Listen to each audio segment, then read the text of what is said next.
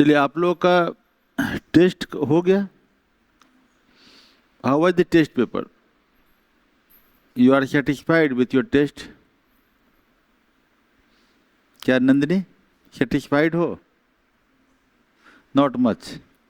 यानी नहीं, फिर भी अपने परफॉर्मेंस से निकल के आप सेटिस्फाइड हो? अपने परफॉर्मेंस से निकल के सेटिस्फाइड हैं आप?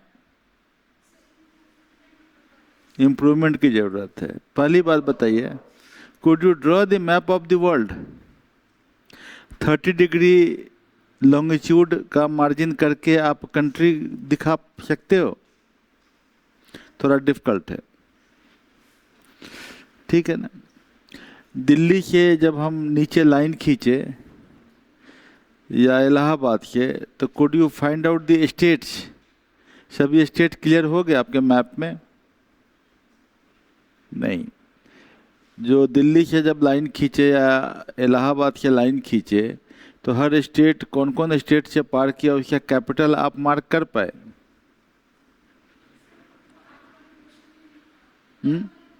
आज वाला क्वेश्चन में हम दिए थे ज्योग्राफी में, लाइन का पासेज थ्रू आईएसटी लिखा था, तो Allahabad.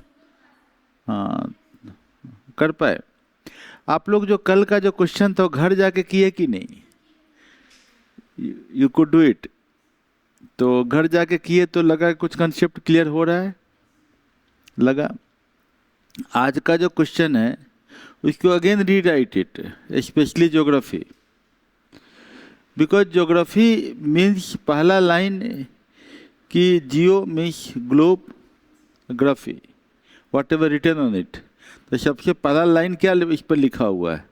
Longitude and latitude. The lines written on geoid, that is the globe, the line is only longitude and latitude. तो you must know कि भाई कौन लॉन्गिट्यूड और किस लैटिट्यूड पे कौन सा प्लेस है। अभी कोई भी जो पुलिस रिपोर्ट भी होता है, any police report is there, तो क्राइम सीन होता है, या अभी गांव में आवास योजना के अंतर्गत लोगों को घर मिलता है, या ग्राम सभा में या आपके म्यूनिसिपैलिटी एरिया में जो रोड्स बनते हैं, वो सब का जियो टैगिंग होता है। क्या होता है? What is geo tagging? क्या है? Very good. लॉन्गिट्यूड और लैटिट्यूड उस एरिया का स्पेसिफाई होता है, फिर उसको मैप के साथ क्वाड्रेंट बनाए जाते हैं। आज क्वाड्रेंट वर्ड आया होगा डिफाइन करने के लिए। मैप के साथ क्वाड्रेंट बनाते हैं। क्वाड्रेंट वर्ड था ना, डिफाइंड क्वाड्रेंट रहा होगा। कुछ वर्ड को डिस्क्राइब कीजिए। कोऑर्डिनेट्स भी था, ठीक है। तो कोऑर्डिनेट्स बनाए जाते हैं या क्वाड्रेंट्स बनाए जाते हैं, तो उसमें जो है आपको जो एंगल है मैप के साथ, तो उससे मार्क हो जाता है कि ये हाजीपुर या पटना या जो जगह हो उसका कौन सा एग्जैक्ट पॉइंट है।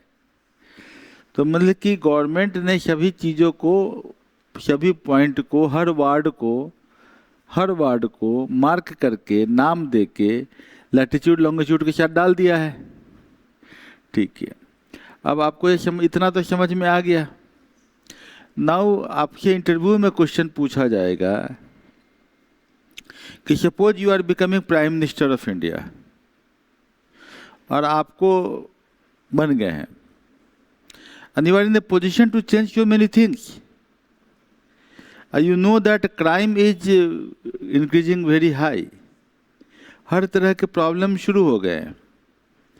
तो what step would you make to make India a less crime and this type of the place? तो इसका स्ट्रक्चर अगर आंसर आपको देना पड़े, if I would have been in your place in the interview board, अगर मैं आपकी जगह इंटरव्यू बोर्ड में बैठूं, मैं रहूं, मुझे जवाब देना हो, तो what will I answer? Do you know मैं क्या बोलूँगा? मैं बता रहा हूँ कि sir, if I am in that position, तो I will do whatever the technologically feasible, and I believe that by only by technological leveraging we can bring much more change in the society. We leave it up to the man, it will take much time. So in the technology, I will mainly focus that my team, ये हर जमीन का हर टुकड़ा, whichever is available to any person, that should be linked with that person.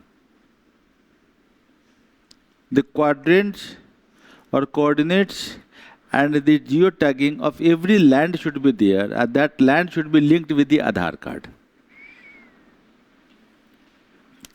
And if that is done, every living person, minimum the person who is the guardian of the family, up to his name last, not on the name of the grandfather, not on the great-grandfather, but actual tiller of the land, actual owner of the land. With him, this should be fixed. If that would be done, the crime rate will be reduced. This is the fact. Crime rate will be much reduced. Because what is happening, somebody in the family, now I will explain, I am explaining you simultaneously. With this much of the answer, he will be satisfied. Now I am explaining that. What is happening at present society? हर घर में एक न एक आदमी या तो negligence या उसके स्वार्थ, उसके कारण जमीन का वो चीज़ जो है वो क्लियर नहीं करना चाहता है या कर नहीं पाता है या ब्यूरोक्रेटिक हर्डल के कारण नहीं कर पाता है, whatever could be the reason, और ज़मीन लिटिगेंट हो गया है. Land is less, population is increasing, the ज़मीन has become very scarce, very costly, very dearly. तो आपको ये कर देने के बाद घर में हर आदमी क्लियर है कि this land, this part of the land, this much of the area is of that person, उनके नाम से जुड़ा हुआ है.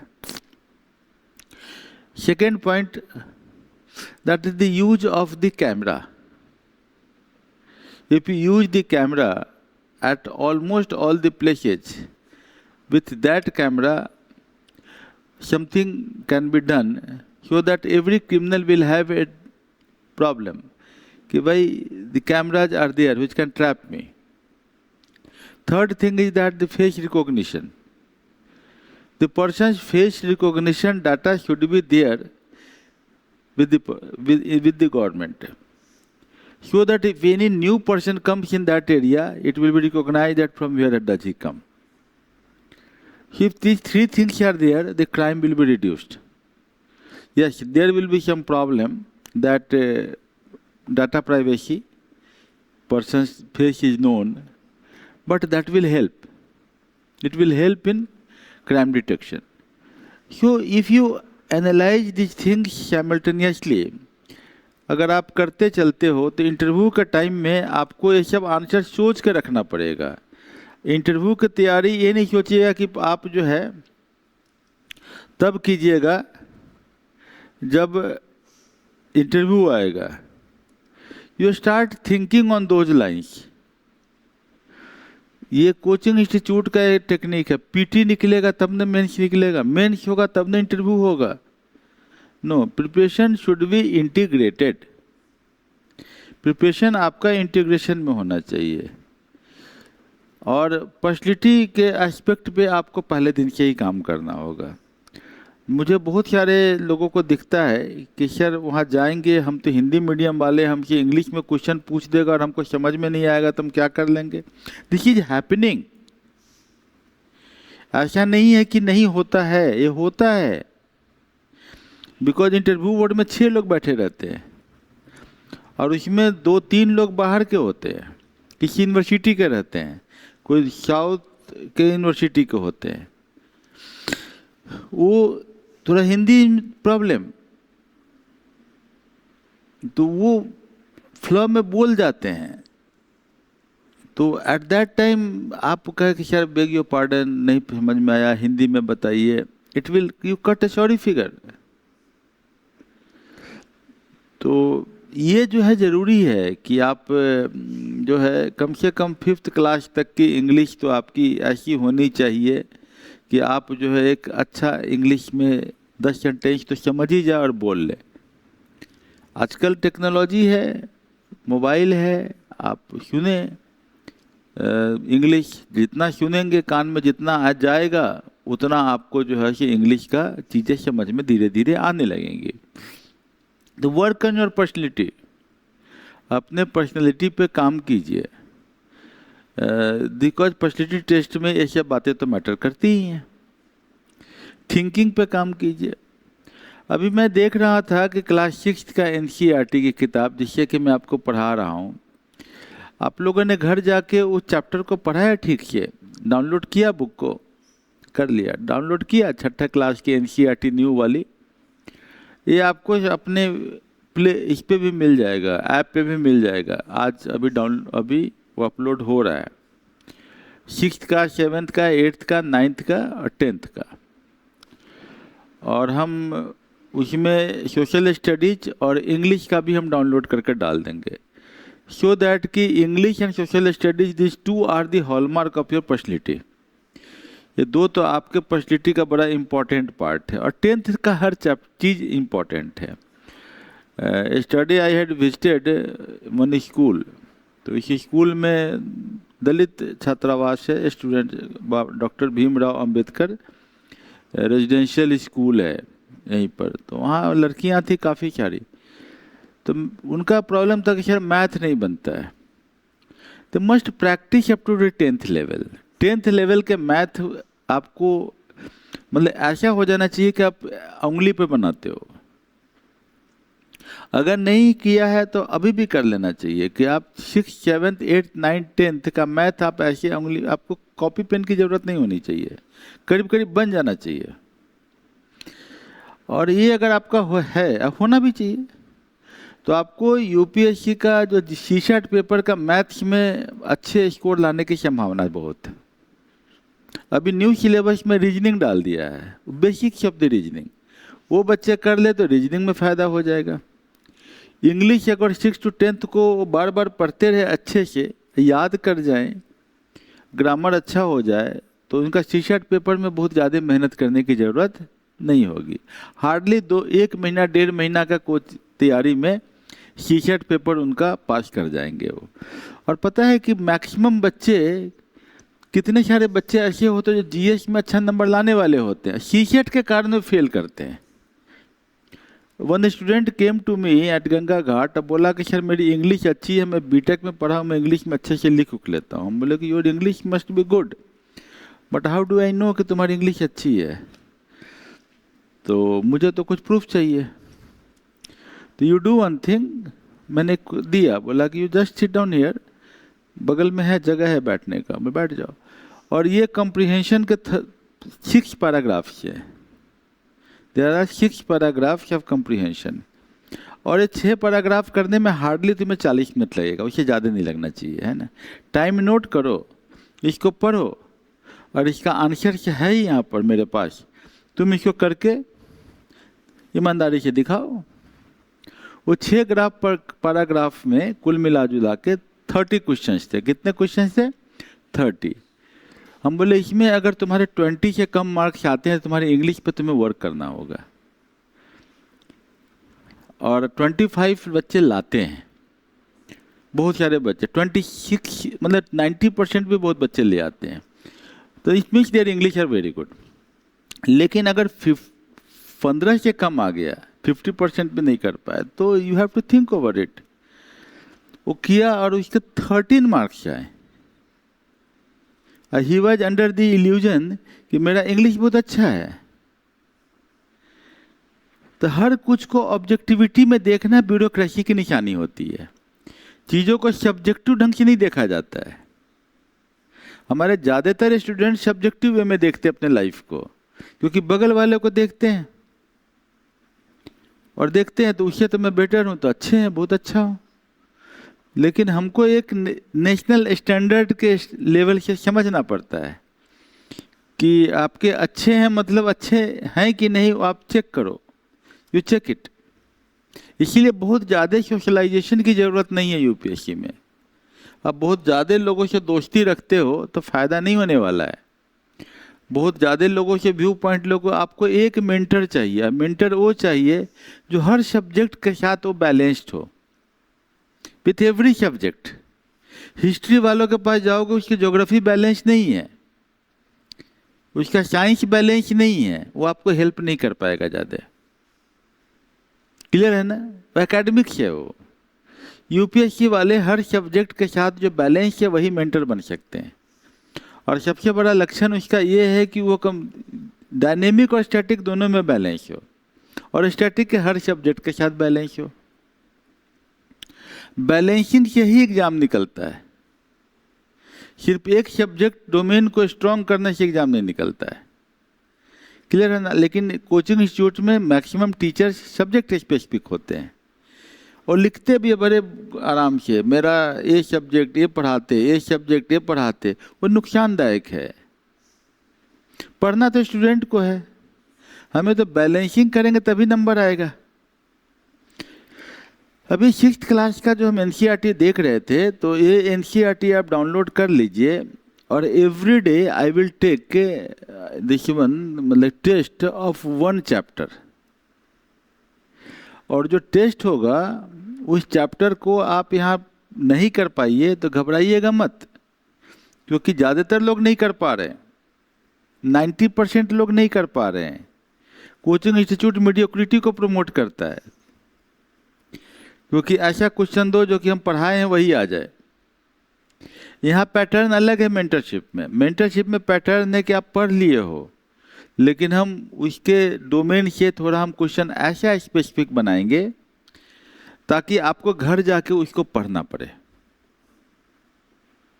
जैसे मान लिया कि यहाँ पर एक किताब है, ये किताब आपको आप इस चैप्टर को पढ़ लिए हैं, मान लिया land and popular theme be all those things. तो सपोज किया कि हम इस पर एक मार्क करते हैं 61, ठीक।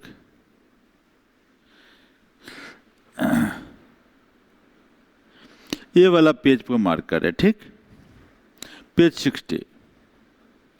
ये टाइम स्केल है, बहुत इंटरेस्टिंग, 6th क्लास का है। ये टाइम स्केल क्या बताता है कि हमने लिखना कब सीखा, When the first writing started। और ये बहुत डिफिकल्ट क्वेश्चन है, लेकिन एनसीईआरटी ने बोला है कि 6500 साल पहले, फ्रॉम 2000 से 6500, मतलब कि 4500 साल पहले हमने लिखना शुरू किया। बिफोर BC 4500 BC हमने लिखना शुरू किया। अब याद कीजिए हिस्ट्री में कि 4500 BC में क्या था, विच सिविलाइजेशन वाज देयर, बताइए। इंडस वैली था, मेसोपोटामिया था, रोम का भी इसके बाद आया, चाइना था। क्लियर? क्वेश्चन यहां से निकलेगा कि नहीं निकलेगा? कितना साल पहले लिखना शुरू किया?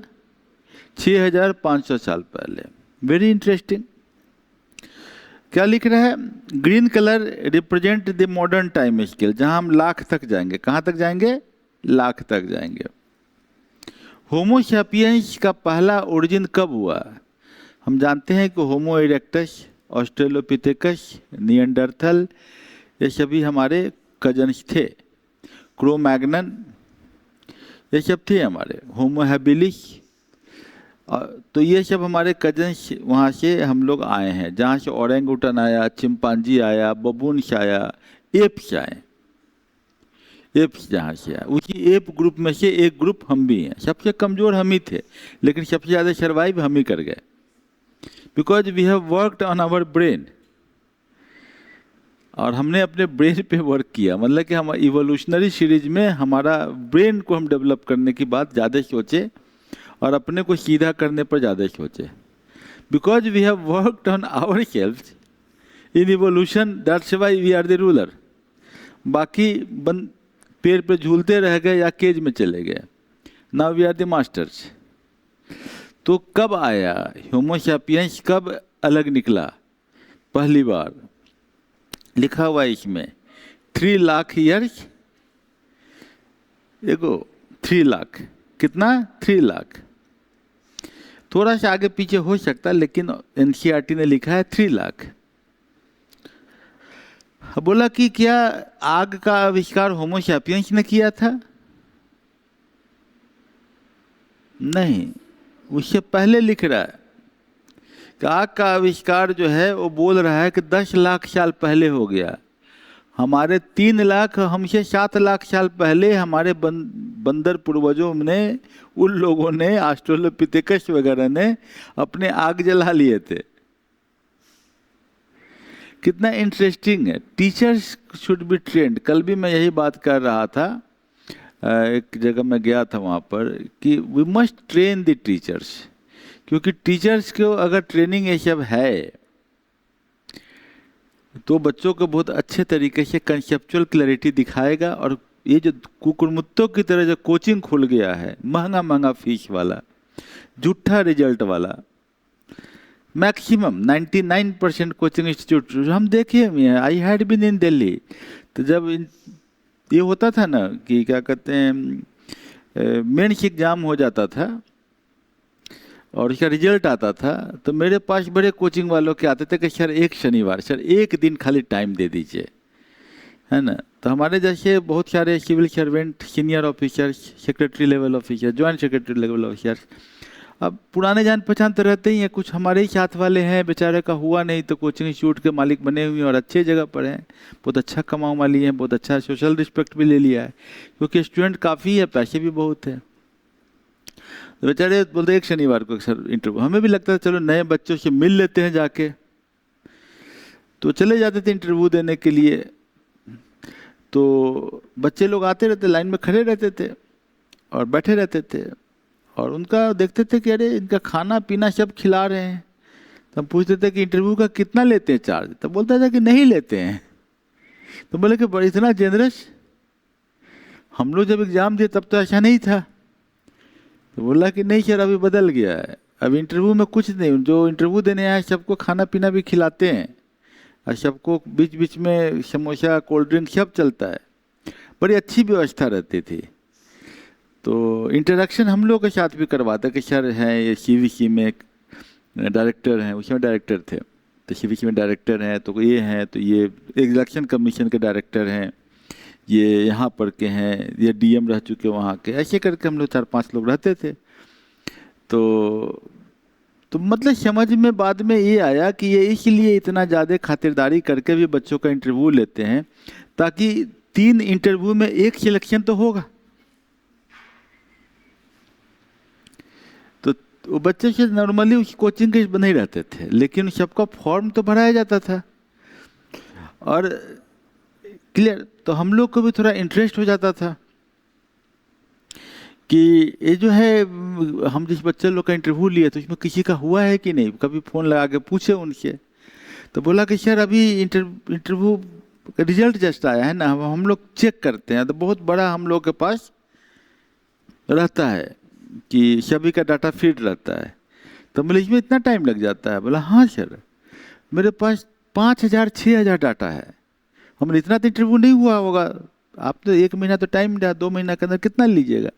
नहीं क्या नहीं, 4 साल 5 साल पहले भी जो इंटरव्यू दिया है, या हमारे यहाँ कोई भी है, या कभी भी कोई मॉक टेस्ट दिया है, कभी कोई मॉक टेस्ट दिया है, या कभी कुछ भी हमारे यहाँ आके टकरा गया, उसका फॉर्म आ गया, तो हम लोग 3 डाटा से खोजते हैं।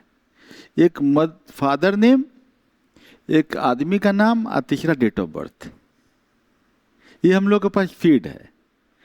तो 6000 के बीच में जो हम है, हमारे कोचिंग में रहे हो, पीटी में कभी बैठ गए हो, मॉक टेस्ट में बैठ गए हो, क्वेश्चंस में बैठ गए हो, फ्री वाले में बैठ गए हो, सेमिनार में आ गए हो, तो उसमें जो फॉर्म भरते हैं उसमें 3 डाटा के आधार पे हम लोग निकालते हैं। क्योंकि मोबाइल कभी कभी उन लोग चेंज करते रहते लड़के लोग, लेकिन father name, date of birth और आदमी का नाम ये तो कंफर्म हो जाता है। जैसे ही आता है तो हम लोग अपने आर्काइव वाले को बोलते हैं कि उसका फॉर्म निकाल के लाओ, और फॉर्म को मंगवाते हैं, और तब हम लोग बोलते हैं कि चल लाइट, ये हम क्लेम करते हैं कि हमारे कोचिंग इंस्टीट्यूट में, उसके फ़ोटो को बड़ा करके दिखाते हैं, हमारे कोचिंग इंस्टीट्यूट में 200 बच्चों का सिलेक्शन हुआ है। What is this game? I have seen it very close quarters. हम उस समय उतना नहीं सोचते थे कि it is such a good social evil. ठीक है, होता होगा। लेकिन ऑफ लेट जब मैं यहाँ पर शुरू किया मेंटरिंग वाला काम, तब मेरे दिमाग में आया कि कितना नुकसानदायक है ये। बच्चा बेचारा तो ट्रैप हो जाएगा अलग अलग तरीके से। So better point is that कि एक प्रॉपर मेंटरिंग किया जाए। उसमें पढ़ना तो बच्चों को है, मैं तो 20% ही कर सकता हूँ। आई कैन ओनली टेल कि भाई ये वाला इस रास्ते से चलो, रास्ता मुझे पता है और मुझे सब सब्जेक्ट का डोमेन पता है, इसका आपको ये करना होगा। तो like here you just see, यहाँ पर आपको क्वेश्चन अगर टीचर को हम ट्रेनिंग दे दें, स्कूल के टीचर्स को, तो ये इतना अच्छा कोचिंग इंस्टीट्यूट नहीं पढ़ा सकता, क्योंकि 5 साल का टाइम इसको मिलता है। तो क्या है कि जैसे फायर का हमारे होमो सैपियंस को क्रेडिट नहीं जाता फायर के लिए। फायर हमारे से बहुत पहले आ गया। हम तो आए 3 लाख साल पहले, फायर आया 10 लाख साल पहले। अब ये हो गया लाख में। अब ब्लू कलर दिखा रहा मिलियन। 1 मिलियन मतलब होता है 10 लाख। अब मिलियन में जा रहा है। 100 मिलियन ईयर अगो फ्लावर आया। अब फ्लावर के साथ क्या आया? हनी बीज आया। अगर आज पर्यावरण दूषित हो जाए और हनी बी और पॉलिनेटिंग इंसेक्ट खत्म हो जाए तो कुछ होगा?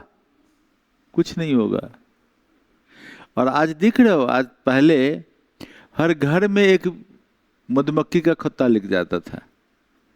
जहां नमी हो मधुमक्खी का खोता लगा हुआ है। आज हम गांव में जाते हैं तो जिस पेड़ पे 40-40 किलो का छत्ता लटका रहता था, हमारे गांव में था, वहां एक नहीं। आज ये एक व्यवसाय बना हुआ है कि हनी बी का बॉक्स लेके लोग चलते हैं किसमें? गाड़ी में।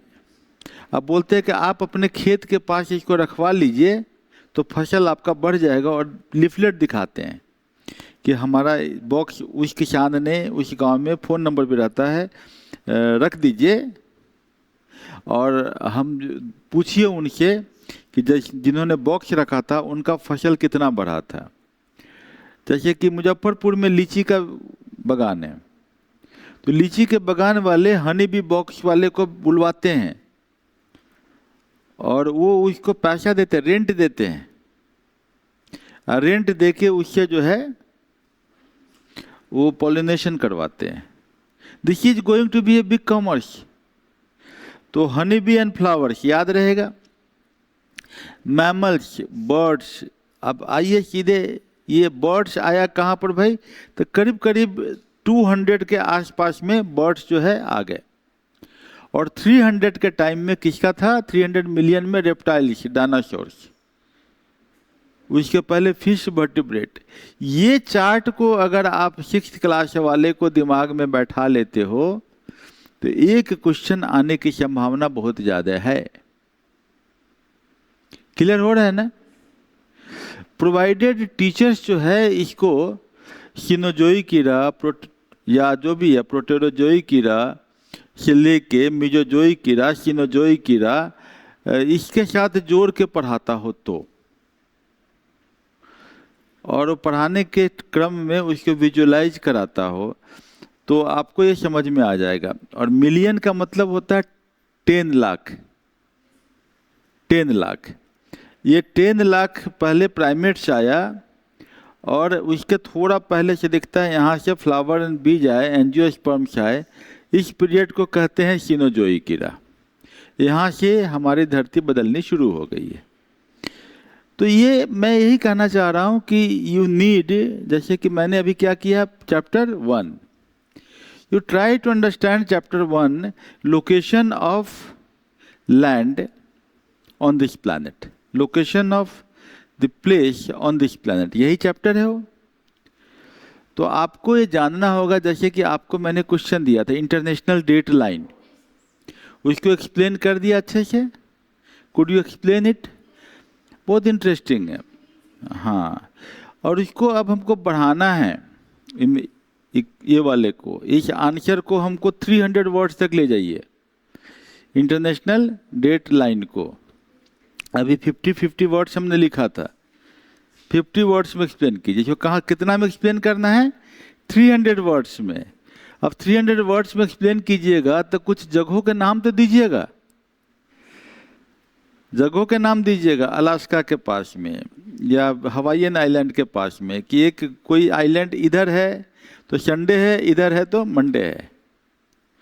वो एग्जाम्पल के साथ देना होगा, जापान का एग्जाम्पल देना होगा, रशिया और अमेरिका का एग्जाम्पल देना होगा।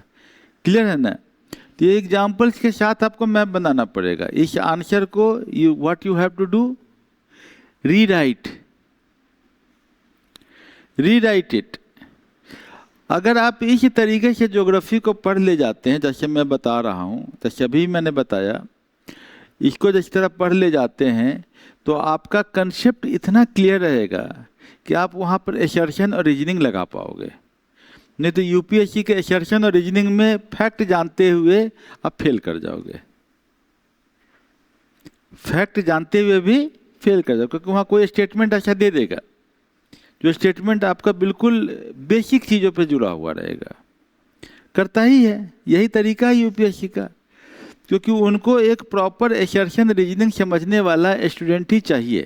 क्योंकि हम लोग ब्यूरोक्रेसी में क्या करते हैं, एसर्शन और रीजनिंग से हम लोग समझते हैं कि क्या वर्क कैसे इम्प्लीमेंट होता है, क्यों इम्प्लीमेंट नहीं होता है, इम्प्लीमेंटेशन फेल्योर क्यों हो जाएगा, और कैसे हम इसको लास्ट मंथ तक इम्प्लीमेंट करवा लेंगे। ये सभी चीज़ें एसर्शन रीजनिंग पर डिपेंड करता है कि हो सकता है कि नहीं हो सकता है, what are the logic behind it. समझे कि नहीं? तो ये आपको यहाँ डेवलप करना पड़ेगा। चलिए, ये तो हो गया। तो हम लोग जो एग्ज़ाम लेंगे हमेशा जो लेते हैं वो आपका 2 पार्ट में होता है ना। आपका काम है, ये लेक्चर रिकॉर्ड हो गया, इसको सुनना, अंडरस्टैंड करना, इससे कुछ फैक्ट डिराइव करना, और इसके बाद आप 2 पार्ट में एग्जाम लीजिएगा। एक हो जाएगा डायनेमिक जो चलता रहेगा, चाहे आपका पीटी के दिन छोड़ के एक दिन पहले और एक दिन बाद भी डायनेमिक करना है, और पीटी वाले दिन मान लिया नहीं कर रहे तो इसको फिर से कर लेना है। ये नहीं छूटेगा। क्या नहीं छूटेगा? डायनेमिक पार्ट नहीं छूटेगा। और डायनेमिक के 2 पार्ट हैं, व्यूज और न्यूज। जो न्यूज के साथ ऐसा क्वेश्चन बनाएगा जो मेंस में पूछे जा सकते हैं, मॉडल क्वेश्चन। और दूसरा हो जाएगा करंट अफेयर, जो ऐसे क्वेश्चन हो जो कि फैक्ट के आधार पे आपको समझना होता है, जिसमें फैक्ट ज़्यादा जरूरी है। व्यूज एंड न्यूज में एनालिटिकल राइटिंग स्किल है, और करंट अफेयर में फैक्ट्स की जानकारी है। व्यूज एंड न्यूज में भी फैक्ट है, रिमेंबर वर्ड है, फैक्ट है, लेकिन फैक्ट को अप्लाई करना है, फैक्ट को एनालाइज करना है, फैक्ट के ऊपर में क्रिएटिव आंसर लिखना है। लेकिन करंट अफेयर में खाली फैक्ट है, बस ये हुआ तो हाँ, बस सीधे आंसर मिल रहा है। तो करंट अफेयर स्ट्रेट है, इसी पर कोचिंग इंस्टीट्यूट बेस है, यहाँ पर व्यूज एंड न्यूज में नहीं आ रहा है। और दूसरा पोर्शन क्या है? स्टैटिक। स्टैटिक में हमको ऐसे पढ़ाना है कि आपको हर कंसेप्ट के बाद कुछ टेस्ट ले लेना है, ताकि फैक्ट भी याद रहे और मेंस के क्वेश्चंस में रीजनिंग भी आपका इस्तेमाल हो जाए। जैसे अभी आपको सिंपल या 6ठे क्लास के टेस्ट में आपका रीजनिंग असर्शन शुरू हो गया होगा, कि अब आप देखने लगिएगा कि अहमदाबाद से लाइन खींचेंगे, हमको जाना है अगरतला, तो कैसे पहुंचेंगे, है कि नहीं? आपको त्रिवेंद्रम से पठानकोट कैसे पहुंचेंगे, पटना से बेंगलोर जाना है, कौन कौन सा स्टेट आएगा, है कि नहीं? तो ये सब तरीके का आपका लॉजिक अब शुरू हो जाएगा। हमको देखना होगा कि ज़्यादा आइलैंड्स अंडमान ग्रुप में है कि ज़्यादा आइलैंड्स लक्षद्वीप ग्रुप में है। 1300 आइलैंड अगर बता रहे हैं तो इसका लोकेशन कहाँ हो सकता है, क्या कोई आइलैंड नियरेस्ट टू इक्वेटर है कि नहीं, if it is nearest to equator तो विच आइलैंड इज देयर। तो ये आपको इस तरीके का सोचना होगा आपको, क्योंकि जो लैंड मास है उसके बारे में हमको काफ़ी स्टडी करना पड़ेगा। धीरे धीरे हम इसको आगे बढ़ाते चले जाएंगे, अपने आप ज्योग्राफी का कंसेप्ट शुरू हो जाएगा। नहीं, सेकेंड चैप्टर आपके साइट पे आ गया है, आपके साइट पे सेकेंड चैप्टर अभी हम कोशिश कर रहे हैं डलवा देने का। That is also a part of geography. लेकिन अभी सेकेंड में नहीं जाएंगे, अभी किस पे जा रहे हैं हम लोग? फर्स्ट पे जा रहे हैं। किस पे? लैंड एंड पीपल पे, ठीक है ना।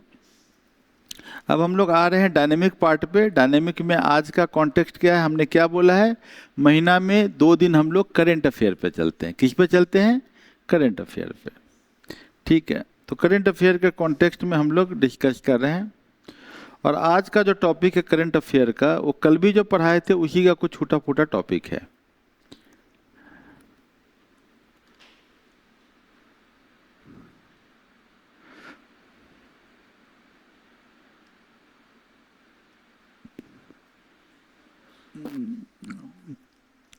तो हम हर दिन जो है करंट अफेयर या व्यूज या न्यूज के साथ हम रहते हैं गंगा घाट पे शाम को 7 बजे आजकल, है ना। तो इसका मेन कारण यही है कि बहुत सारे स्टूडेंट थे बेचारे, माँ बाप बड़ी मुश्किल से उनको भेजते हैं पटना में, लेकिन काफ़ी टाइम भी हो गए, उनको सही गाइडेंस नहीं मिलता है या कोचिंग इंस्टीट्यूट के जाल में फंसे हुए हैं। आपको एक चीज़ समझ में आएगा कि ये सभी जो स्ट्रैटी है जिसमें कि हम यूपीएससी का अगर एक तैयारी कर ले जाते हैं अच्छे से, उसमें क्या हो जाएगा? इंग्लिश भी अच्छी हो जाएगी, कॉम्प्रिहेंशन, रीजनिंग भी अच्छी हो जाएगी, मैथ भी अच्छा होगा, क्योंकि उसी सेट निकालना है। और जीके तो आपका हो ही जाएगा। तो 4 के साथ तो कोई भी एग्ज़ाम निकलता है, यही 4 तो बेस है। तो ये तो क्लैट का एग्ज़ाम निकालने वाले के लिए भी इतना ही इम्पोर्टेंट है, जो क्लैट का एग्ज़ाम लिख के अच्छे लॉ इंस्टीट्यूट में जाना चाह रहे हैं, सीयूईटी में चाह रहे हैं, उनके लिए भी यही है। सीयूईटी अच्छा कॉलेज पकड़ना चाह रहे हैं, it is good for the students also, जो अच्छा कॉलेज लेना चाह रहे हैं या क्लैट करना चाह रहे हैं। तो इट इज़ वन, एक साधे सब सदे, सब साधे सब जाए। कोई सीजीएल का एग्ज़ाम निकालना चाह रहा है तो इसके लिए भी तो यही है ना, इंग्लिश है, रीजनिंग है, मैथ। ये कोचिंग स्पेसिफिक नहीं है तैयारी। ये तैयारी क्या बोलता है कि आप 8 महीना 8 घंटा मेरे साथ ठहर जाओ। बुद्ध ने बोला ना उंगली माल को, ठहर जाओ। तो 8 महीना के लिए कम से कम ठहर जाओ। तो 8 महीना अगर आपका ये अप्रोच मैं डेवलप करवा दिया और आप रुके रहोगे तो डेवलप हो ही जाएगा। मैं तो एक आश्रम भी बनाने वाला हूँ, वहाँ ठहरा ही दूंगा वाकई में। तो उस आश्रम में जो आएंगे संघ की तरह, बुद्ध के संघ की तरह, उनको ठहरना ही है। वो 8 महीना ठहर के वो अपने को साध लिया, वो करना वही है, टेस्ट लेना है। और बाकी हमारे तो लेक्चर मिलेंगे ही, हर दिन मैं 2 घंटा मिलूंगा उनसे। और कर लिया तो कोई भी एग्ज़ाम 2 ही महीना दूर है, चाहे वो सीयूईटी निकालना हो या क्लैट निकालना हो या फिर दरोगा निकालना हो या कांस्टेबल निकालना हो या सीजीएल निकालना हो या बीपीएससी निकालना हो या आईएएस निकालना, क्योंकि उसके बाद एग्ज़ाम स्पेसिफिक प्रिपरेशन होगा। अभी जैसे बीपीएससी का हम मॉडल टेस्ट देना शुरू करेंगे, तो जिन लोगों ने ये 8 महीना मेरे साथ जुड़े हैं उसका 2 महीना बाद पीटी एग्ज़ाम है। तो पीटी एग्ज़ाम में चूँकि उनका हो चुका है, अब मॉडल टेस्ट देंगे हर दिन। मॉडल टेस्ट कैसे लोग करेंगे? CDRX, confident, doubt, random and cross. तो कॉन्फिडेंट वाले को तो ठीक है, आपका सही हो गया। डाउट वाले को फिर से आपको लॉन्ग आंसर बना के 100 वर्ड्स में लिखना है। एक्सप्लेनेशन खुद लिखना है, एक्सप्लेनेशन चेक नहीं करना है, आपको खुद लिखना है, चेक करके लिखना है। ये नहीं कि एक्सप्लेनेशन हमने दे दिया उसको पढ़ लिया आपने, आपको खुद लिखना है explanation, why it has become wrong and if it is the correct answer, तो उसका एक्सप्लेनेशन क्या है।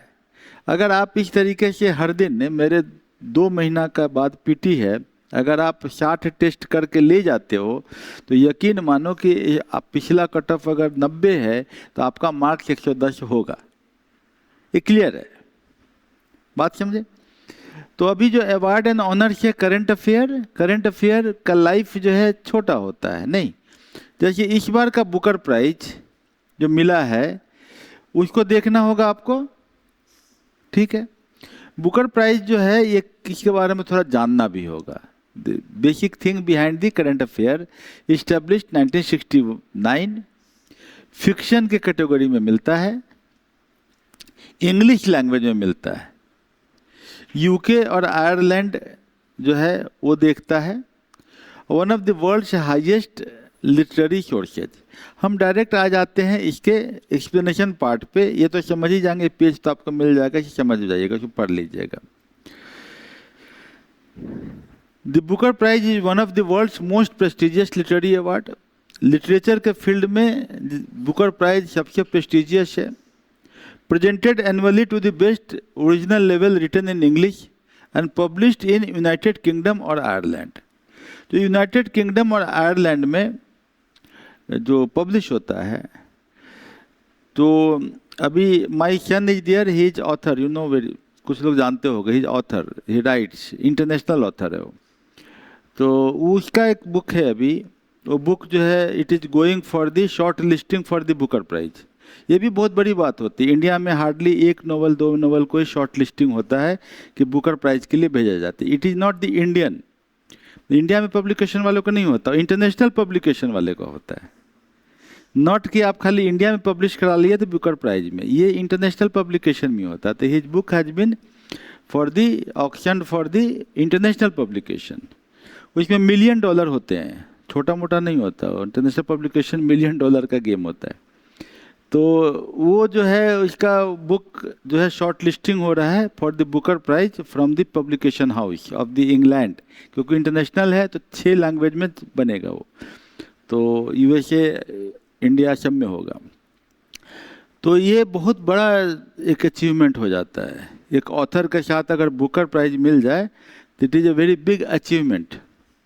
अब पैसे तो बहुत मिलते ही हैं, but it is big achievement. 1969 में award has recognised outstanding work of fiction from across the world. Indian authors have also earned global recognition. क्या वर्ड है?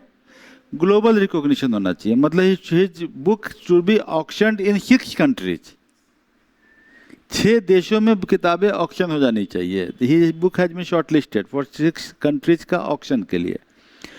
Through the Booker prize enhancing India's literary reputation. The prize promotes excellence in literature and encourages cross-cultural understanding through storytelling. ये fiction का field है.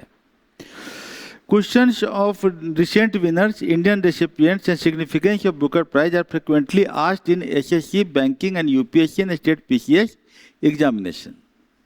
ठीक है, यही चीज़ दिया हुआ है, तो बुकर प्राइज समझ लीजिए, देखना है, क्योंकि ये तो आपका नॉर्मल है कि आपको क्या करना होगा, बुकर प्राइज का बैकग्राउंड जान लिए, इस साल का बुकर प्राइज किसको मिला है। चैट जीपीटी से पूछिएगा तुरंत बता देगा।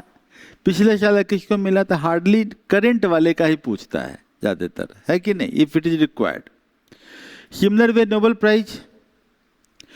प्राइज डिफरेंट फील्ड्स में होते हैं, फिजिक्स में होता है, मेडिसिन में होता है, लिटरेचर में होता है, पीस में होता है। तो Nobel prize is regarded as the world's most prestigious international award established according to the will of Alfred Nobel. मैं फाउंडेशन आपका करंट अफेयर का तो दे रहा हूँ ताकि आप उसका एक लाइन तो कहीं से भी ले लीजिएगा, है ना। द इन्वेंटर ऑफ डायनामाइट, इसने क्या किया था, डायनामाइट जिससे पत्थर उथर उड़ाए जाते हैं ना, बिल्डिंग उड़ाए जाते हैं उसका। Since 1901, it has been awarded annually in the field of physics, chemistry, physiology और medicine, literature, peace और economic science। तो क्या क्या है आपका, फिजिक्स है, केमिस्ट्री है, मेडिसिन और फिजियोलॉजी है, लिटरेचर है, पीस है और इकोनॉमिक साइंस है। 6 लोगों के नाम आपको याद करने पड़ेंगे हर बार, और 6 लोगों के नाम याद करके उन्होंने जो काम किया उसका क्या सिग्निफिकेंस है, ये आपका करंट अफेयर का टॉपिक हो जाता है। क्लियर है ना। तो आपको क्या करना है, ये 6 लोगों के नाम लिखिए और उसके सिग्निफिकेंस पर कम से कम 100 वर्ड्स लिखिए।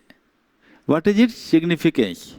एक वर्ड और लिख लीजिए, अभी अब आने वाले फ्यूचर का ये नोबेल प्राइज बनेगा, that is the quantum technology. Quantum technology word पे आपको 100 वर्ड्स लिखना है। हम लोग बाद में पढ़ाएंगे ही इसको। Quite natural.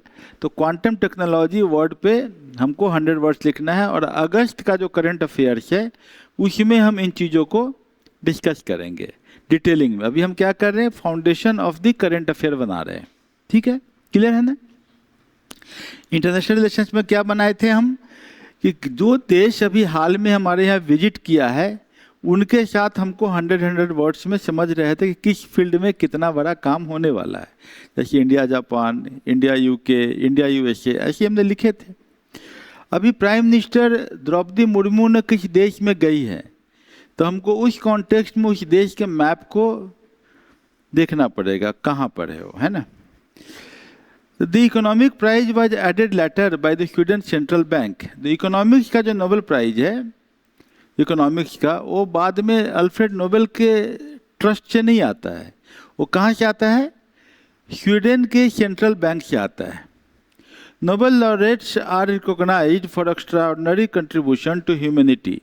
India has produced several Nobel prize winners, Nobel laureates, Rabindranath Tagore, Gitanjali, C V Raman. You have to write down कि सीवी रमन का क्या काम रहा है स्पेक्ट्रोस्कोपी में या जैसे भी। Amartya Sen, what was his economic principles, ये सब होमवर्क है आपका, ठीक है। कैलाश सत्यार्थी बॉन्डेड लेबर के ऊपर में, अभिजीत बनर्जी, तो ये सभी के ऊपर में आपको जो है राइटअप थोड़ा लिखना पड़ेगा, क्लियर है। करंट अफेयर के कॉन्टेक्स्ट में बात कर रहे हैं। Nobel prize related questions are common in competitive examinations, ठीक है। तो ये इसका बेसिक चीज दिया हुआ है, बेसिक समझ गए। भारत रत्न, ये सब फाउंडेशन है करंट अफेयर के, और इसके ऊपर हमको खाली उस साल का काम करना होता है, समझ गए। Bharat Ratna highest civilian award कब इंस्टीट्यूट हुआ, 1954 में। It is conferred in recognition of exceptional service, performance of the highest order in the field of human endeavor, including public service, या साइंस, या लिटरेचर, आर्ट्स, या sports. The award is conferred by the President of India on the recommendation of the Prime Minister. Important line है, याद कर लीजिएगा। Bharat Ratna symbolizes India's highest recognition for distinguished contribution to society. Question relating to recent recipients, किसको मिला अभी हाल में, eligibility and the year of institution are frequently asked in the government examinations. तो भारत रत्न जितने लोगों को मिला है इंडिया में, उसका एक लिस्ट आपको मिल जाएगा, थोड़ा उसको देखना है और उसको अपना मेमोरी साइकिल में डाल लेना है, ठीक है। मेजर स्पोर्ट्स अवार्ड, यहाँ पर थोड़ा सा देखिएगा, जैसे कि हमने मेजर ध्यानचंद खेल रत्न, इसको माना जाता है highest sports award. Major Dhyanchand hockey के जादूगर थे। अर्जुन अवार्ड एक प्लेयर को for the outstanding performance. Dronacharya award for the excellence in coaching. और लाइफ टाइम अचीवमेंट अवार्ड भी एक मिलता है, भी मेजर ध्यानचंद के इनाम से है, प्रेसिडेंट ऑफ इंडिया द्वारा दिया जाता है। कुछ क्विक हमने दे दिया है कि भाई जाके याद रहे। आज के कॉन्टेक्स्ट में हम लोग कुछ इंपॉर्टेंट पर्सनैलिटी जो बीच बीच में अभी आए हैं, जैसे द्रौपदी मुर्मू ने कुछ देशों की यात्रा की, तो हमें प्रेसिडेंट कितने नंबर के प्रेसिडेंट है, तो कभी कभी प्रेसिडेंट का क्रोनोलॉजिकल ऑर्डर पूछ देता है एग्जाम में, तो 15वां है, तो कभी आपको क्रोनोलॉजी 8, 9, 10 के बीच में उलझा देगा। तो वो आपको जीके के पर्सपेक्टिव से, करंट अफेयर के पर्सपेक्टिव से आपका उसका फाउंडेशन है वो। कभी कभी प्राइम मिनिस्टर का भी आपको दे देता है बीच में, गुलजारी लाल नंदा पहले आए कि लाल बहादुर शास्त्री पहले आए, ऐसे क्वेश्चंस करंट इसमें नॉर्मली करंट अफेयर और जीके के पर्सपेक्टिव से। क्योंकि हम लोग यहाँ जो बात कर रहे हैं अभी जीके की बात कर रहे हैं, क्या बात कर रहे हैं, जीके। तो और सिविल सर्विसेज या हाई लेवल एग्जाम में जो बात होती है वो होता है जीएस, है ना। और लेकिन आजकल जीके और जीएस की बाउंड्री थोड़ी सी मिलती जुलने लगी है। तो डायनेमिक में हम लोग जब बात करते हैं व्यूज ऑन न्यूज और दूसरा करंट अफेयर्स, तो यहाँ पर समझिए जीके एंड जीएस की ही बात हो रही है, जीके एंड जीएस, तो ये आपको करना पड़ेगा। तो अजीत, अभी national security adviser Ajit Doval काफ़ी न्यूज में है। Ajit Doval national security adviser, one of the country's foremost strategic and security experts, a former Indian Police Service officer, Director of Intelligence Bureau. He has played a significant role in shaping India's national security policy. Counter terrorism, अभी भी China जाना होता अजीत डोवाल जाते हैं। Foreign policy coordination, national security adviser advises prime minister on matters related to national security, defense, intelligence, strategic affair. His role has gained prominence due to evolving regional and global security challenges. तो ही की role और ये सब आपका दिया हुआ है। एक रिनाउंड पर्सनैलिटी का नाम अभी आया है, Gagandeep Kang. Gagandeep Kang is one of the India's leading biomedical scientist, biomedical, and N internationally recognized expert in virology. Virus means lot of diseases, like अभी आपका कोरोना जी बात आई थी, उसके वैक्सीन और उसके पब्लिक हेल्थ के लिए। तो doctor Gagandeep Kang, her research has significantly contributed to understanding infectious diseases, child health and vaccine development. She became the first Indian woman fellow of Royal Society in the field of biological sciences. Her work was strengthened India's scientific reputation globally and influenced health policy and disease prevention strategy. तो ये जो doctor Gagandeep Kang, इनके बारे में new personality में आपने discuss किया हुआ है। तो हम लोग 10 टॉपिक चुने हैं, जिसमें कि 6 तो कल कर दिए थे, आज 7 और 8 में हम लोग आ गए। 9वां में हम लोग एजुकेशन एंड गवर्नमेंट स्कीम्स की बात कर रहे हैं। ये भी इम्पोर्टेंट टॉपिक है, यहाँ से भी क्वेश्चंस आ जाते हैं जीके में। तो national education policy will always come in news. जैसे एनसीईआरटी की किताब उठाते हैं तो सबसे पहला line national education policy and national curriculum framework, NCF, ये बात आता ही है। National education policy 2020 is India's first comprehensive education policy of the 21st century। तो 2020 का है और इसने रिप्लेस किया है नेशनल पॉलिसी ऑन एजुकेशन 1986। 86 में आया था पहली बार, वो लाए थे Rajiv Gandhi, he was the prime minister. 2020 the prime minister Narendra Modi. 1986 की पॉलिसी का मेन कंट्रीब्यूशन आपको दिखेगा तो जवाहर नवोदय विद्यालय। जवाहर नवोदय विद्यालय वेरी इंपॉर्टेंट और it played very important role also, क्योंकि हर जिला में जवाहर नवोदय विद्यालय खोले गए। गांव के गरीब बच्चों को कॉम्पिटिटिव मॉडल से उनमें एग्ज़ाम में सिलेक्शन हुआ, रहना खाना पीना सभी फ्री, और रेजिडेंशियल माहौल में रेजिडेंशियल टीचर द्वारा पूरा एजुकेशन का फुल इंटीग्रेटेड व्यवस्था किया गया और इसका रिजल्ट अभी सामने दिख रहा है ना। एम्स टू, अभी जो न्यू एजुकेशन पॉलिसी 2020 है, education system by promoting holistic multidisciplinary and skill based learning. यहाँ पर है कि 8th क्लास से ही आपको स्किल बेस्ड कुछ काम करवाए जाएंगे ताकि बच्चा स्किल्ड रहे। The policy introduces 5+3+3+4. It starts from the 3rd year of the age. तो 3rd + 5 8 साल की एज तक पहुंचा। उसके बाद 3 11 साल की एज तक पहुंचा, फिर 3 हायर सेकेंडरी तक पहुंचा, उसके बाद 4 मतलब ग्रेजुएशन में पहुंचा। Foundational literacy numeracy encourages mother tongue instruction in the early years. शुरू में क्या बात करता है? Mother tongue. अप टू शुरू का 3 साल से 8 साल तक mother tongue should be very good. Okay, तो ये आपका पूरा अंडरस्टैंडिंग उसमें होना चाहिए। In the early years promotes digital education.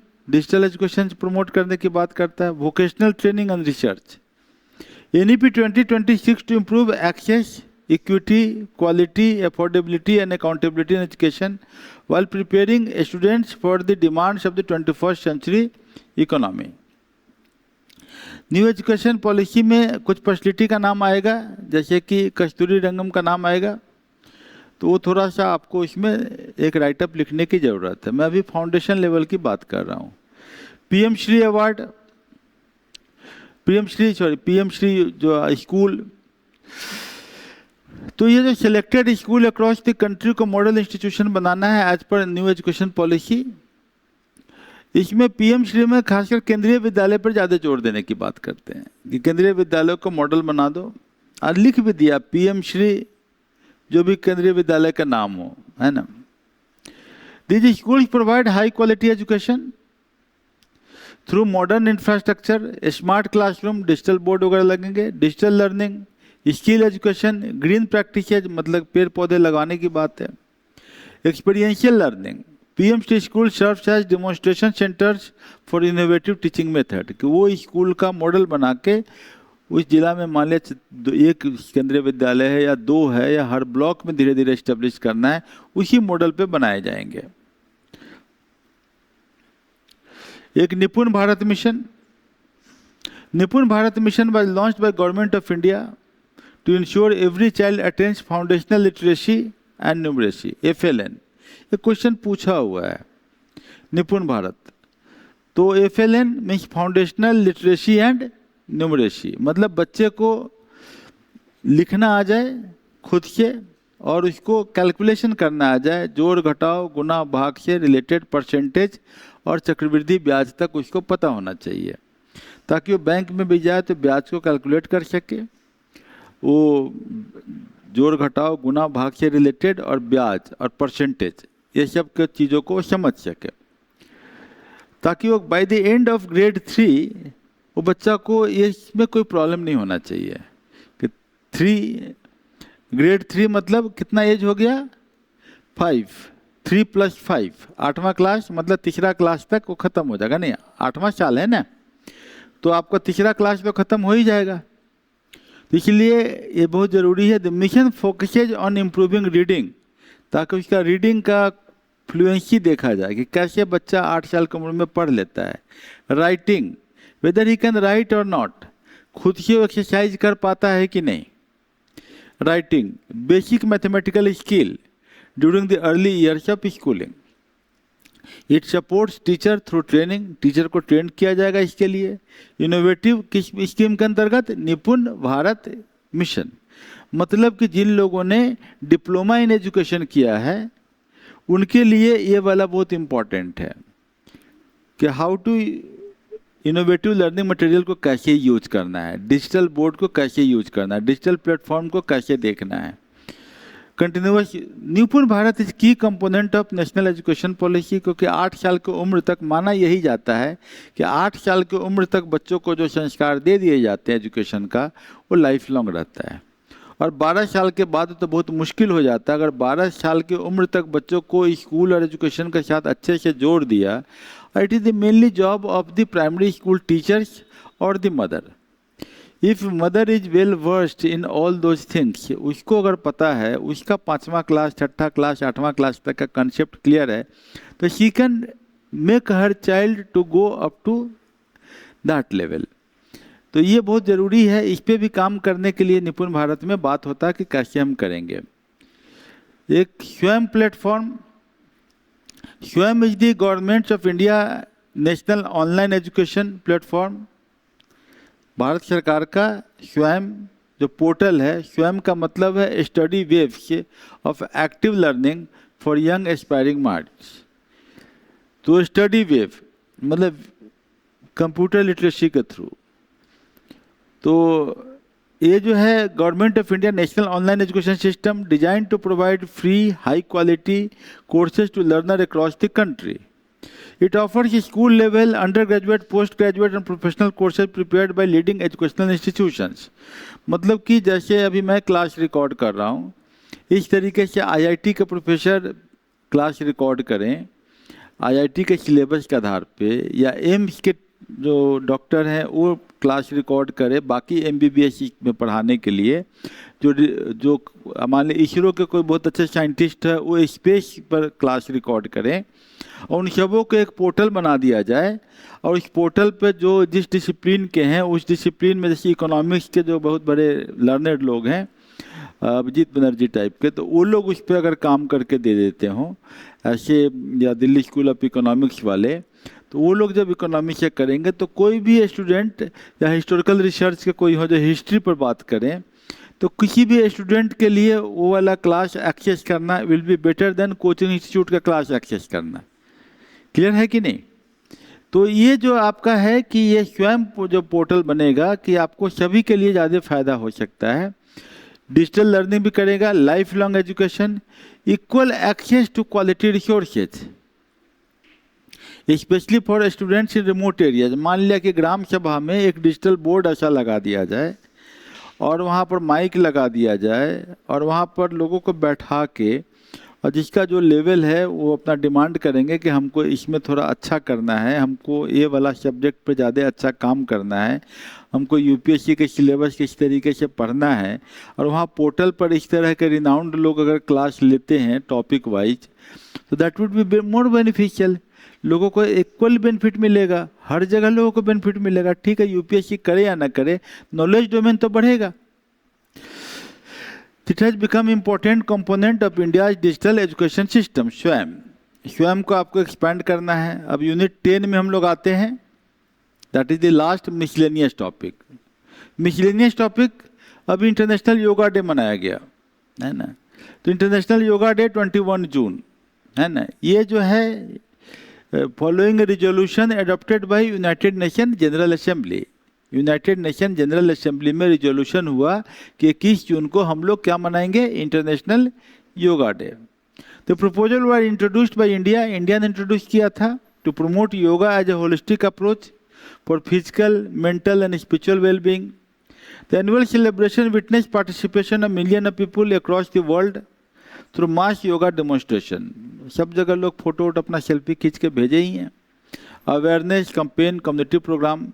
The observation highlights the importance of health lifestyles, preventive health care, global harmony। इससे क्वेश्चन आने का उम्मीद बनता है, जैसे कि कुछ योगा एक्सपर्ट्स हैं हमारे कंट्री में जो रहे हैं, अयंगर, इस तरह के कुछ लोगों के नाम के साथ आपको पूछा जा सकता है एग्जाम में question. International day for biodiversity. Biodiversity का डे 22 मई को मनाया जाता है। तो ये आपके लिए है कि इसमें क्या है कि convention on biological diversity highlights best to protect the ecosystem and all those things. Okay, and India's G20 legacy. India G20 presidency, G20 का प्रेसिडेंसी किया, मार्क द सिग्निफिकेंट माइलस्टोन। तो G20 से क्वेश्चन BPSC में इस बार आने की संभावना बहुत ज़्यादा है। BPSC आने वाला है ना। G20 में बहुत सारे कंट्री, कौन कौन कंट्री पार्टिसिपेट किए, तो इस पर लिखने की ज़रूरत है। During its presidency India promoted the vision of one earth, one family, one future, emphasizing inclusive growth, sustainable development, digital public infrastructure, climate action and reforms in multilateral institutions. The successful adoption of the New Delhi Leaders Declaration demonstrated India's ability to build consensus among diverse nations। सबके बीच में एकजुटता की बात कर रहे हैं हम लोग, क्योंकि हमारा यही है कि one earth, one family and one future, है ना। एंड ये आपको हम लोग 10 डिसिप्लिन में हम लोग डिस्कस किए कल से आज तक। साइंस एंड टेक्नोलॉजी में डिस्कस किए, हम लोग इकोनॉमी के कॉन्टेक्स्ट में डिस्कस किए, RBI and inflation. International relation में डिस्कस किए, डिफेंस और इंटरनल सिक्योरिटी में हम लोग ब्रह्मोस वगैरह की बात किए, आपको अग्नि मिसाइल्स वगैरह सबका बात किए, इन्वायरमेंट एंड इकोलॉजी की बात किए। स्पोर्ट्स में देखा हमने, कुछ अवार्ड एंड ऑनर्स को देखा, इम्पॉर्टेंट पर्सनैलिटीज को देख लिया, एजुकेशन का देख लिया, और मिसलेनियस करंट अफेयर्स के टॉपिक को हमने देखा। तो this is the foundational class for the current affair, ठीक है ना। तो अब हमारा अगस्त महीना में जो 7 अगस्त के आसपास जो करंट अफेयर एग्जैक्टली होगा वो आपको इसी फाउंडेशन, इसी 10 टॉपिक के अंतर्गत में हम लोग उसको फैक्ट्स लाएंगे, है ना। आपका काम है इस फाउंडेशन को क्लियर कर लेने का, ठीक है ना। क्या करने का? इस फाउंडेशन को क्लियर कर लेने का। और हम लोग जुलाई ख़त्म होगा तो अगस्त महीना में फिर से 7 अगस्त के आसपास में करंट अफेयर ऑफ जुलाई, उसको इसी फाउंडेशन के आधार पे हम लोग उसको डिस्कस करेंगे। तो इससे क्या फ़ायदा होगा कि चाहे कांस्टेबल की परीक्षा हो चाहे आईपीएस की परीक्षा हो, वो सबों के एग्ज़ाम का एक ही तैयारी से रास्ता बनता जाएगा। क्योंकि कोई भी एग्ज़ाम इससे अलग हो ही नहीं सकता कि इसमें क्या है, जीके जीएस दोनों हम शामिल कर रहे हैं। हम इंग्लिश की बात कर रहे हैं। इंग्लिश के लिए हमने क्या फार्मूला बताया आपको कि क्लास 1 to क्लास 5 के इंग्लिश को याद कर जाओ, रट जाओ। आपको स्टोरी अगर 40 रट गए हो तो you can speak very good English. धीरे धीरे प्रैक्टिस करते जाओगे, 1 साल में पता लगेगा कि you are very good fluent in English. क्योंकि उसके बाद आपको लिसनिंग ही करना है। लिसनिंग करोगे तो फोनिक्स इंग्लिश हो जाएगा, तो इंग्लिश ज़्यादा फोनिक हो जाएगा। लिसनिंग करोगे बिहेवियरल इंग्लिश पे तो आप वो सुनना शुरू करोगे। इधर आपका 40 जो स्टोरी आपके याद हैं उसके वर्ड आपके क्लियर होते चले जाएंगे। Then you have to work on words only and applications only. आपका स्ट्रक्चर प्रॉब्लम ख़त्म हो जाएगा, है कि नहीं। मान लिया कि हम बोलते हैं कि इस कमरे का टेम्परेचर, इस रूम का टेम्परेचर 29 डिग्री सेंटीग्रेड है, तो इसमें कितने हिंदी हैं? हम हिंदी बोले हैं, इस का है नहीं, बाकी रूम टेम्परेचर और 29 डिग्री सेंटीग्रेड तो इंग्लिश ही बोले हैं। तो खाली आपका स्ट्रक्चरल पार्ट 3 है, इस this room temperature is, this is, that's all. This is English. This rooms temperature is 29 degree centigrade. हमने क्या बोला? इस का है। ये 3 मोनोसिलेबल वर्ड हमने यूज किया। बात समझ रहे हो ना। तो इंग्लिश का स्ट्रक्चरल काम आपको क्लास 5 तक खत्म हो जाता है। बेसिक वर्ड्स आपके पास क्लास 5 तक आ जाता है। क्वेश्चंस फॉर्म में, एक्सक्लेमेशन फॉर्म में कैसे बात करना वो भी आपने वहाँ देख लिया होता है, क्योंकि आप याद कर लिए होते हो। तो आपकी इंग्लिश बेसिकली ठीक हो जाए और आपका जीके सही हो जाए, जीएस सही हो जाए, रीजनिंग ठीक हो और मैथ ठीक हो, ये 4 हो गया तो आपका बहुत बड़ा जो सीसेट का जो स्कोप है उस साइड में हम बेटर होने लगते हैं, इंटरव्यू में बेटर होने लगते हैं। और जो हम जीएस की बात कर रहे हैं, history, geography, polity, economy, ecology, environment, science and technology, ये सभी जो टॉपिक है, ये जो टॉपिक है इसको लेके हम लोग अलग अलग स्ट्रक्चर में हम लोग पढ़ ही रहे हैं। तो इससे कितना होगा, इससे पीटी के पूरे डोमेन क्लियर हो जाते हैं। तो this will make U a very integrated personality. इतना से आपकी पर्सनैलिटी बहुत अच्छी हो जाती है, वेरी स्ट्रॉन्ग पर्सनैलिटी हो जाती है। और इतना के बाद आपको फ्रस्ट्रेशन भी नहीं होता है, आपको लगता है कि हम वेल कंपोज्ड पर्सन हैं और आपको एक कॉन्फिडेंस लेवल बहुत अच्छा हो जाता है। इन्फिनिटी कॉम्प्लेक्स आपकी ख़त्म होने लगती है और आप एक वेल कंपोज्ड रिस्पेक्टेबल नागरिक बन जाते हो, ठीक है ना। तो हम लोग हर दिन शाम को मिलते हैं और आप लोग का जो टेस्ट है, कल फिर टेस्ट होगा आपका। उस टेस्ट में करंट अफेयर्स, इसका फाउंडेशनल पार्ट जो है इसका एक सेक्शन रहेगा, स्वाभाविक है। और दूसरा पार्ट रहेगा फिर से मैप ऑफ द वर्ल्ड। क्या रहेगा? Map of the world. क्योंकि अब आपके क्वेश्चन थोड़े बढ़ेंगे। अभी आपको इंडिया के कॉन्टेक्स्ट में तो हम दे ही रहे हैं, वर्ल्ड के कॉन्टेक्स्ट में बताएं कि इक्वेटर अगर पार करता है तो कौन कौन से कंट्री से पार कर जाता है। ट्रॉपिक ऑफ कैंसर पार करता है तो किस किस कंट्री से पार कर जाता है। ट्रॉपिक ऑफ कैप्रिकॉर्न पार करता है तो किस किस कंट्री से पार कर जाता है। 66.5 डिग्री पार करता है तो कौन कौन से कंट्री से पार कर जाता है। ग्रीनविच मीन टाइम में कौन कौन से कंट्री आएंगे। 30 डिग्री ईस्ट में कौन कौन कंट्री आएगा। 30 डिग्री वेस्ट में कौन आएगा। 60 डिग्री में कौन आएगा, इधर के 60 डिग्री में कौन आएगा, 90 में कौन आएगा। हम इस तरीके से हम करके आपको 360 डिग्री को 30 डिग्री में आपको कंट्री का नाम लिखवा लेंगे, कौन कौन से ओशन आएंगे। अगर आपने ये 2 चीज़ कर लिया तो आपको ज्योग्राफी पढ़ने में बहुत मज़ा आने लगेगा, फिर आपको ज़्यादा परेशानी नहीं होगी। फिर बेसिक कंसेप्ट, कहाँ से वार्म करंट जा रहा है, कहाँ से कोल्ड करंट जा रहा है, कहाँ से किस तरह की हवा चल रही है, कहाँ पर किस तरह का मौसम हो जाएगा, कहाँ पर एवेलांचेज आएगा, कहाँ पर क्यों आएगा, वो ज्योग्राफिकल फैक्टर तुरंत समझ में आने लगेगा। अगर ग्लोब समझ में नहीं है तो ज्योग्राफी समझ में नहीं है। सही बात है कि नहीं? समझ रहे हैं ना? तो ये आपको ज्योग्राफी के कॉन्टेक्स्ट में इस चैप्टर पर अभी हम 2-3 दिन और ठहरेंगे। समझ गए ना? फिर हम लोग इसके बाद के स्टेप में कहाँ जाएंगे? तीसरे दिन यूरोप के सभी कंट्री का मैप बना के नाम लिखो, फिर एशिया के सभी कंट्री का मैप बना के नाम लिखो, अफ्रीका के सभी कंट्री का मैप बना के नाम लिखो, south America, north America, Australia and all islands के नाम लिखो।